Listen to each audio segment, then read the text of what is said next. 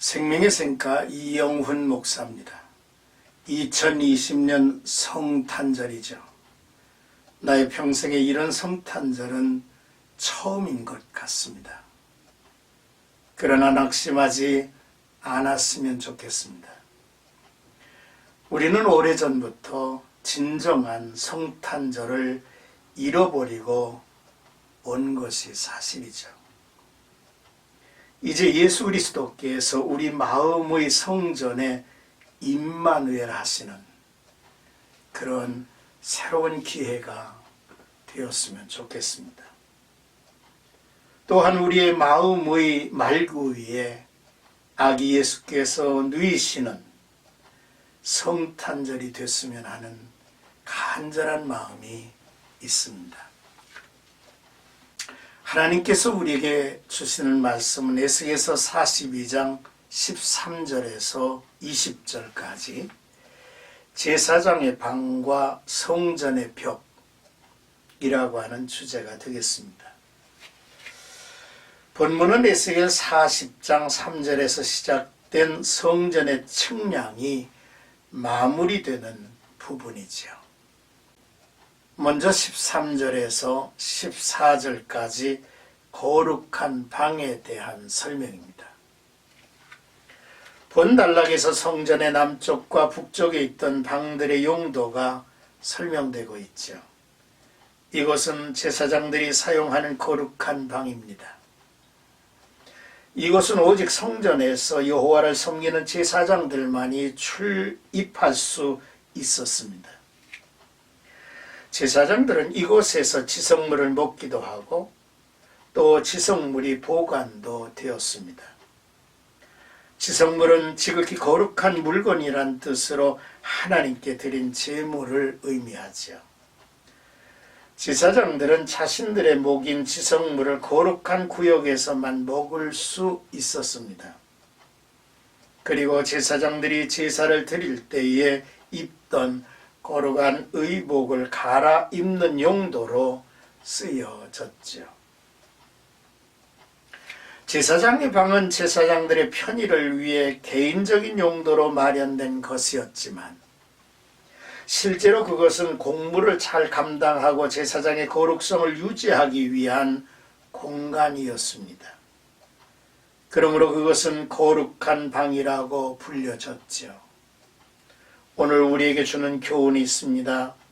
주의 종들은 자기의 믿음을 굳게 세워가는 일과 경건한 삶으로 하나님과 더욱 친밀해지는 일, 매일의 의식주 생활까지도 그 의미를 달리해야 한다라고 하는 말씀이지요. 자, 이제 15절에서 19절까지는 사방 담을 측량하는 데라는 내용입니다. 에스겔은 천사의 인도를 받아서 성전 밖으로 나갔죠. 그리고 성전을 측량하는 광경을 지켜봅니다. 성전의 사면 담의 길이가 각각 500척, 260m가량 되지요. 따라서 성전의 전체 면적은 약 2만 평이 넘었습니다. 이는 기존에 있던 성전보다 훨씬 큰 규모인 것이죠. 하나님은 이를 통해서 유대인들이 독점하였던 성전을 모든 이방들을 포괄하는 곳이 될 것이라는 비전을 보여주신 것입니다. 이는 하나님께서 본래부터 가지고 계신 계획이었죠.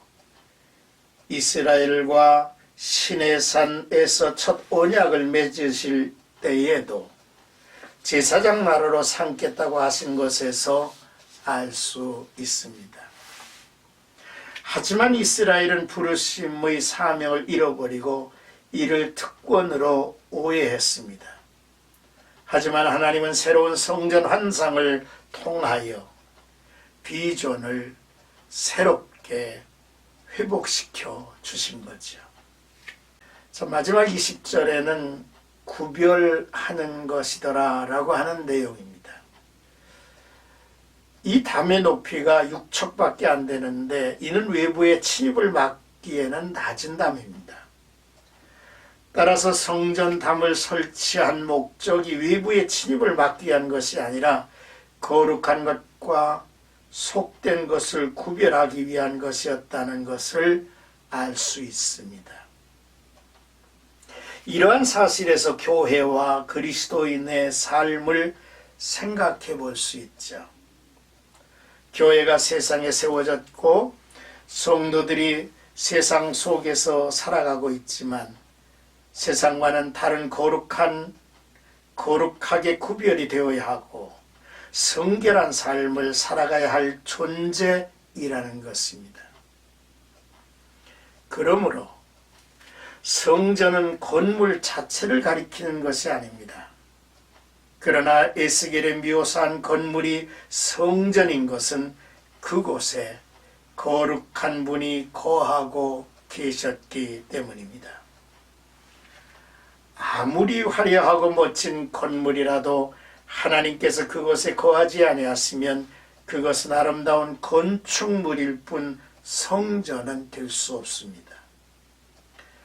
반면에 아무리 초라하고 볼품없는 곳이라 해도 거기에 하나님께서 거하시는 그곳이 바로 성전입니다. 이런 점에서 예수님을 구주로 영접하고 그를 믿는 자는 그가 어떤 사람이든지 하나님께서 성령으로 거하시는 하나님의 성전됨을 깨달아야 할 것입니다. 고린도전서 3장 16절에 보면 너희는 너희가 하나님의 성전인 것과 하나님의 성령이 너희 안에 계시는 것을 알지 못하느냐. 17절 누구든지 하나님의 성전을 더럽히면 하나님이 그 사람을 멸하시리라. 하나님의 성전은 거룩하니 너희도 그러하니라 했습니다. 고린도 후서 6장 16절에도 동일한 말씀이 있죠. 하나님의 성전과 우상이 어찌 일치가 되리요. 우리는 살아계신 하나님의 성전이라. 이와 같이 하나님께서 이르시되 내가 그들 가운데 거하며 두루 행하여 나는 그들의 하나님이 되고 그들은 나의 백성이 되리라 했습니다. 사도 베드로의 서신 중에 베드로전서 2장 5절이죠.